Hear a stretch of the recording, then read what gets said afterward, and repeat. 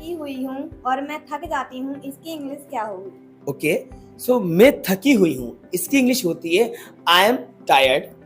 और मैं थक जाती हूँ, आई गेट टायर्ड। और अगर आपको ये कहना है कि मैं थकी हुई थी, तो इसकी इंग्लिश होती है I was tired. I was tired. या फिर मैं थक जाऊंगी, तो मैं थक जाऊंगी तो इसकी इंग्लिश होगी I will get tired. I will get tired. इसी तरह से मैं डरी हुई हूँ, तो डरी हुई हूँ इसकी इंग्लिश होती है I am scared. I am scared. और मैं डरी हुई थी, आई वॉज स्केयर्ड। और मैं डर जाती हूँ, आई गेट स्केयर्ड।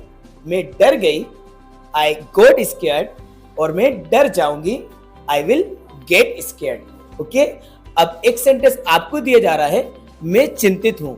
इसकी इंग्लिश आपको बताना है कि इसको इंग्लिश में किस तरीके से बताया जाएगा। मैं चिंतित हूं।